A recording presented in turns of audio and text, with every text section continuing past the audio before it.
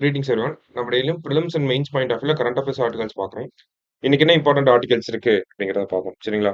First எடுத்தோடனே பார்த்தோம்னா, பாலஸ்தீனத்துக்கு முழு உறுப்பினர் அந்தஸ்து ஐநாவில் தீர்மானம் நிறைவேற்றம் அப்படின்னு சொல்லி கொடுத்துருக்காங்க. ஓகேங்களா? ஸோ இது என்ன ஒரு தலைப்பு அப்படின்னு பார்த்தோம்னா, தலைப்பை பார்த்து நம்ம கன்ஃபியூஸ் ஆயிடக்கூடாது. சரிங்களா? அதாவது பாலஸ்தீன் அப்படிங்கிற ஒரு நாடு இருக்கு இல்லையா? சமீபத்துல கூட ஹமாஸ் அமைப்பினர் அங்க இருந்து தான் இயங்கிட்டு இருக்காங்க.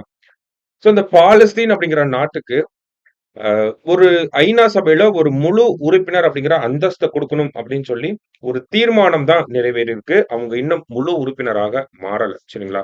என்ன ஒரு பின்னணியில பாக்குறோம் அப்படின்னு பார்த்தோம்னா, நமக்கு கடந்த மாதம் அல்ஜீரியா அப்படிங்கிற நாடு ஐநாவோட பாதுகாப்பு கவுன்சில்ல ஒரு தீர்மானம் கொண்டு வராங்க. என்ன ஒரு தீர்மானம் அப்படின்னு பார்த்தோம்னா, பாலஸ்தீன் அப்படிங்கிற நாட்டை ஐநா சபையோட முழு உறுப்பினரா ஏத்துக்கணும் அப்படின்னு சொல்லி ஒரு தீர்மானம் கொண்டு வராங்க. அந்த தீர்மானத்துல எல்லாரும் வாக்களிக்கிறாங்க. ஓகேங்களா? மொத்தம் ஐநா சபையோட பாதுகாப்பு கவுன்சில் அப்படின்னு பாக்குறப்ப நமக்கு ஒரு 15 நாடுகள் இருக்கு. 5 நிரந்தர உறுப்பினர்கள், 10 பேர் வந்து தற்காலிக உறுப்பினர்களா வந்து இருப்பாங்க.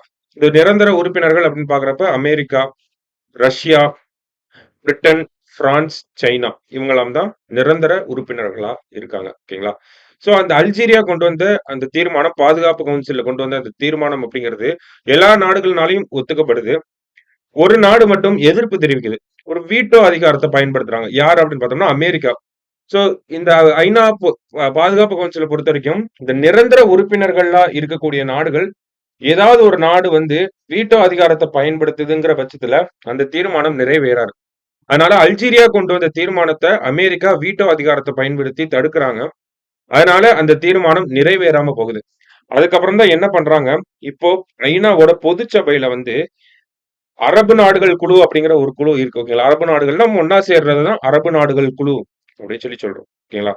சோ அந்த நாடுகள்லாம் என்ன பண்ணிருக்காங்க அப்படின்னா, ஐநா சபையில பாலஸ்தீனத்தை ஒரு முழுமையான உறுப்பு நாடா வந்து ஏத்துக்கணும் அப்படின்னு சொல்லி நமக்கு ஒரு தீர்மானத்தை கொண்டு வந்திருக்காங்க. ஓகேங்களா? சோ அந்த தீர்மானத்தின் மேல வாக்கெடுப்பு நடந்துச்சு. அந்த வாக்கெடுப்புகள்ல தான் நமக்கு 193 நாடுகள் மொத்தம் உறுப்பு நாடுகளா இருக்கு. ஓகேங்களா? ஆல்ரெடி. அதுல 143 நாடுகள் வந்து ஆதரவான வாக்குகளை செலுத்தியிருக்காங்க. 25 நாடுகள் வந்து வாக்களிப்ப வந்து புறக்கணித்திருக்காங்க. கடைசியா பார்த்தோம்னா, அமெரிக்கா உள்ளிட்ட ஒரு 9 நாடுகள் வந்து அ தீர்மானத்துக்கு எதிரான ஒரு நிலைப்பாட எடுத்திருந்திருக்காங்க. ஓகேங்களா? சோ அப்படிங்கிற பட்சத்துல இப்ப பாலஸ்தீனோட தற்போதைய அந்தஸ்து என்ன அப்படின்னு பார்த்தோம்னா, பாலஸ்தீன் 2012ஆம் ஆண்டு வந்து அ அப்சர்வர் அப்படிங்கிற அந்த ஸ்டேட்டஸ் இருந்திருப்பாங்க. ஓகேங்களா? குடுத்திருப்பாங்க. அப்சர்வர் ஸ்டேட்டஸ் வந்து குடுத்திருப்பாங்க. அதாவது அப்படின்னா, பார்வையாளர் அப்படிங்கிற ஒரு அந்தஸ்து எடுத்துக்கலாம். ஓகேங்களா? அப்சர்வர் மட்டும் தான். அதாவது அப்சர்வர் அந்தஸ்துல இருக்கக்கூடிய ஒரு நாடு ஐநா சபையோட நிகழ்ச்சிகள்ல பங்கேற்க முடியும். ஆனா வாக்களிக்க முடியாது. சரிங்களா? சோ அதுதான் நிரந்தர உறுப்பினருக்கும், நிரந்தரம் இல்லாத உறுப்பினர்களுக்கும் இருக்கக்கூடிய வித்தியாசம். சோ இது பொறுத்து இந்தியாவோட நிலைப்பாடு என்ன அப்படின்னு பார்த்தோம்னா, பாலஸ்தீனத்தை முழு ஐநா உறுப்பினராகும் தீர்மானத்தை ஆதரித்து இந்தியா வாக்களித்தது. முக்கியமான விஷயம். ஓகேங்களா? இந்தியா ஆதரவு தெரிவிச்சிருக்காங்க. ஓகேங்களா? அடுத்ததா பார்த்தோம்னா, பாலஸ்தீன மக்களின் பிரதிநிதியாக பிஎல்ஓ பிஎல்ஓ அமைப்பை கடந்த 1974ஆம் ஆண்டு இந்தியா அங்கீகரித்தது. அத்தகைய அங்கீகாரத்தை வழங்கிய முதல் அரபு அல்லாத நாடு இந்தியாவாகும் அப்படிங்கிறத கொடுத்துருக்காங்க. அது என்ன பிஎல்ஓ அமைப்பு அப்படின்னு பார்த்தோம்னா, பாலஸ்தீன் லிபரேஷன் ஆர்கனைசேஷன் அப்படின்னு ஒரு அமைப்பு இருக்கு. சோ அந்த அமைப்புக்கு நமக்கு முதல்ல அரபு அல்லாத ஒரு நாடு அங்கீகாரம் கொடுக்கறதுன்னா அது இந்தியா தான். சோ இந்தியாவை பொறுத்த வரைக்கும் பாலஸ்தீன் அப்படிங்கறத ஆதரிச்சுட்டு தான் வராங்க. டூ ஸ்டேட் சொல்யூஷன் அப்படின்னு சொல்லுவாங்க. இரு நாடு தீர்வு அப்படின்னு சொல்லி. இஸ்ரேல் அப்படிங்கிறது ஒரு தனி நாடாகவும், பாலஸ்தீன் அப்படிங்கிறது ஒரு தனி நாடாகவும் இருக்கணும் அப்படிங்கிறது தான் அந்த தீர்வோட ஒரு சாராம்சம் அப்படிங்கிறத நம்ம சொல்லலாம். ஓகேங்களா? சோ இதுதான் இந்த ஒரு ஆர்டிகல்ல நமக்கு குடுத்திருந்தாங்க. அடுத்தது பார்த்தோம்னா, உலகின் முதல் பறக்கும் டாக்ஸி. மெட்ராஸ் ஐஐடி. ஓகேங்களா? சென்னை ஐஐடி புதிய தொழில்நுட்பங்களை கண்டுபிடிப்பதில் முன்னோடியாக திகழ்கிறது. ஆமா, சரிங்களா? தற்போது ஒரு தனியார் நிறுவனத்துடன் இணைந்து பறக்கும் டாக்ஸியை தயாரித்து வருகிறது.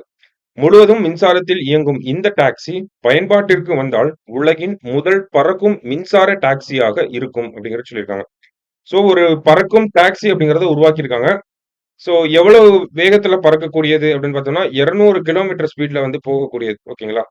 ஆ இதனுடைய புரோட்டோடைப் அப்படின்னு சொல்லுவாங்க இல்லையா? ஒரு மாதிரி அப்படிங்கிறத வந்து நேத்து ரிலீஸ் பண்ணியிருந்தாங்க.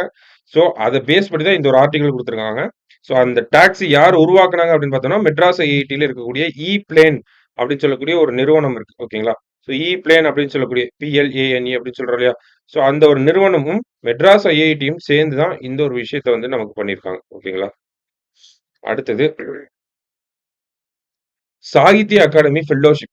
அதாவது சாகித்ய அகாடமி விருதுகள் அப்படிங்கிறது நமக்கு தெரியும். 24 மொழிகள்ல வந்து வழங்கிட்டு இருக்காங்க. இந்தியாவுல அங்கீகரிக்கப்பட்ட மொழிகளா இருக்கக்கூடிய 24 மொழிகள்ல வழங்கிட்டு இருக்காங்க.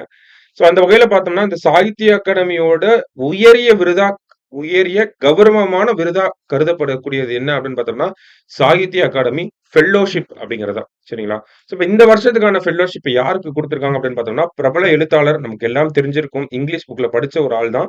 ரஸ்கின் பாண்ட் அப்படிங்கிறவர் கேள்விப்பட்டிருப்போம். அவருக்கு தான் இந்த வருஷத்துக்கான விருத வந்து குடுத்திருக்காங்க. ஓகேங்களா? சோ அவருடைய குறிப்பிடத்தக்க படைப்புகள் அப்படின்னு சொல்லி, வேக்ரன்ஸ் in the valley, once upon a monsoon time, angry river, strangers in the night, all roads lead to Ganga, tales of Fosterganj, leopard on the mountain, too much trouble அப்படின்னு சொல்லி அவருடைய முக்கியமான படைப்புகளை பத்தி கொடுத்திருக்காங்க.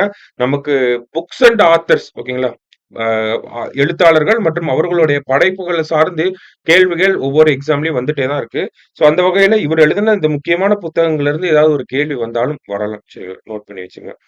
கடைசியா பார்த்தோம்னா, போட்டியிடும் இடங்களுக்கு என்ன விதிகள் அப்படின்னு கொடுத்திருக்காங்க. சமீபத்துல பார்த்தோம்னா, நமக்கு ராகுல் காந்தி அப்படின்னு சொல்லக்கூடிய அந்த வேட்பாளர் நமக்கு 2 இடங்கள்ல போட்டியிடுறாரு அப்படிங்கிற ஒரு செய்தி கிடைச்சது இல்லையா? அ கேரளத்துல வாயநாடு அப்படிங்கிற அந்த ஒரு தொகுதியிலயும், அதே மாரி நார்த்ல பார்த்தோம்னா, அமேதி அப்படிங்கிற அந்த ஒரு தொகுதியிலயும் வந்து போட்டியிடுறாங்க.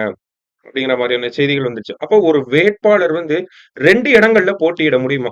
அதற்கான சட்டம் இருக்கா? இந்தியாவுல ஒரு வேட்பாளர் 2 இடங்கள்ல மட்டும் தான் போட்டியிட முடியுமா? இல்ல அதற்கும் மேற்பட்ட தொகுதிகள்ல போட்டியிடலாமா? அப்படி அவர் போட்டியிடக்கூடிய எல்லா தொகுதிகள்லயும் வெற்றி பெற்றுட்டாரு அப்படின்னா, எந்த தொகுதியில இருந்து அவர் பிரதிநிதியா போவாரு?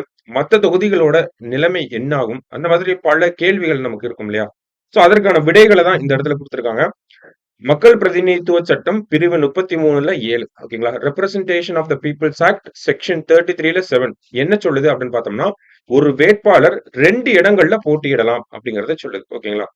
சோ இந்த ஒரு அமெண்ட்மென்ட் அப்படிங்கிறது 1996 அந்த காலகட்டத்துல தான் நமக்கு வந்திருக்கும் சரிங்களா? சோ அதற்கு முன்பு வரைக்கும் என்ன ஆயிருக்கும் அப்படின்னு பார்த்தோம்னா, ஒரு வேட்பாளர் பல தொகுதிகள்ல போட்டியிடலாம் அப்படிங்கிற ஒரு நடைமுறை இருந்துச்சு. இருப்பினும் எந்த தொகுதியில இருந்து ஜெயிக்கிறாரோ ஐ மீன் இப்போ ஒரு 3 தொகுதியில நின்னு ஜெயிக்கிறாங்க அப்படின்னா, அதுல இருந்து ஒரு தொகுதிக்கு மட்டும் தான் அவர் பிரதிநிதியா இருக்க முடியும். மத்த 2 தொகுதிகளுக்கும் மறுபடியும் எலக்ஷன் நடக்கிற மாரி ஒரு சூழல் வரும். ஓகேங்களா? சோ அதனால தான் என்ன பண்றாங்க, நமக்கு இந்த வேட்பாளர்கள் அப்படிங்கிறவங்க மேக்ஸிமம் 2 தொகுதியில போட்டியிடலாம்.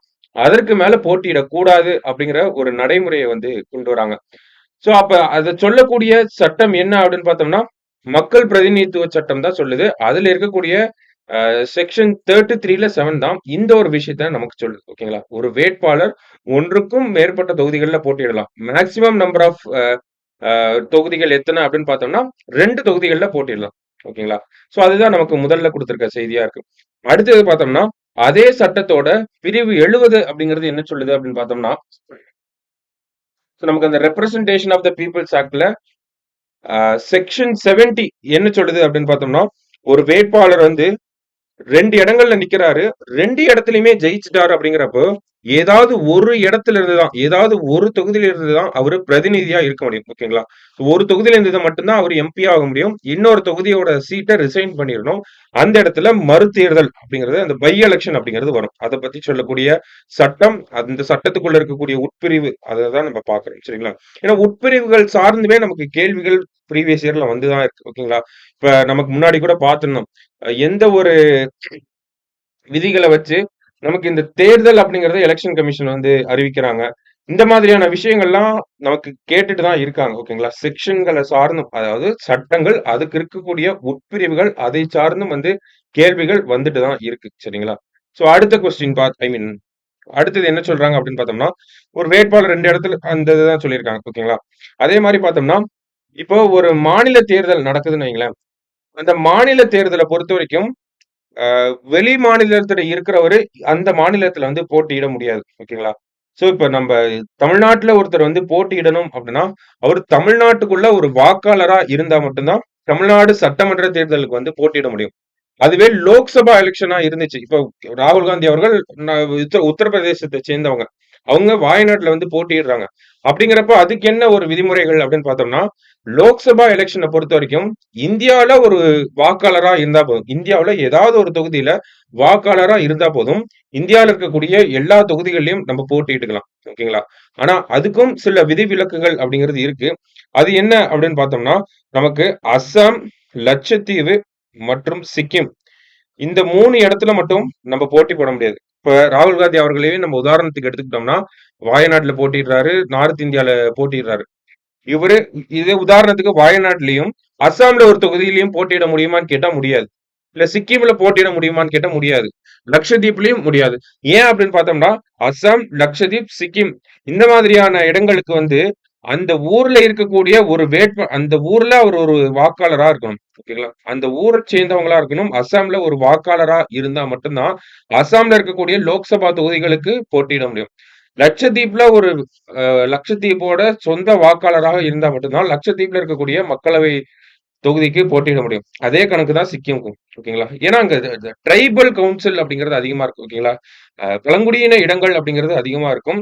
ஸோ அங்கிருந்து பழங்குடியினர்கள் போட்டியிடணும் அப்படிங்கிறதுக்காக தான் இந்த ஒரு நடைமுறையை வந்து வச்சிருக்காங்க. அப்ப இந்தியாவுல நான் வந்து இந்தியாவுல ஒரு ஒரு தொகுதியில வாக்காளரா இருக்கேன். என்னால எந்த தொகுதியில வேணாலும் நிக்க முடியும். சரிங்களா? நான் இந்தியாவுல ஒரு மாநிலத்துல வாக்காளரா இருக்கேன். என்னால எந்த தொகுதியில வேணாலும் நிக்க முடியும். ஆனா எங்கெல்லாம் நிக்க முடியாது. அசாம், லக்ஷதீப், சிக்கிம். நல்லா ஞாபகம் வச்சுக்கோங்க. கேட்கறதுக்கு வாய்ப்புகள் இருக்கு. சரிங்களா? சோ இதுதான் இந்த ஒரு இதுல குடுத்திருந்தாங்க. ஒரு வேட்பாளர் எங்கெல்லாம் நிக்கலாம், எங்கெல்லாம் நிக்கக்கூடாது. அதுக்கு என்ன சட்ட திட்டங்கள் வந்து இருக்கு. என்ன உட்பிரிவுகள் என்ன சொல்லுது அப்படிங்கிறது தான் இந்த இடத்துல குடுத்திருந்தாங்க. நம்ம ஞாபகம் வச்சுக்க வேண்டிய விஷயம், இந்தியாவுல ஒரு வேட்பாளர் 2 தொகுதிகள்ல தான் போட்டியிட முடியும். அத சொல்லக்கூடிய சட்டம் மக்கள் பிரதிநிதித்துவ சட்டம் பிரிவு 33 7.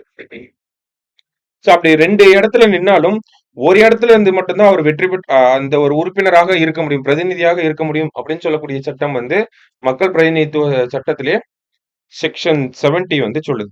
ஓகேங்களா? சோ அதுதான் இந்த 2 ஆர்டிகல்ல ஐ மீன் இந்த ஒரு ஆர்டிகல்ல நம்ம பார்த்துருக்கோம். சரிங்களா? சோ இன்னைக்கு டிஎன்ஏ பொறுத்தவரைக்கும் பார்த்த எல்லா டாபிக்குமே நமக்கு இம்பார்ட்டன்ட் டாபிக்ஸ் தான். சரிங்களா? சோ நல்லா நோட் பண்ணி வச்சுக்கங்க. நாளைக்கு டிஎன்ஏல மீட் பண்ணலாம். Thank you.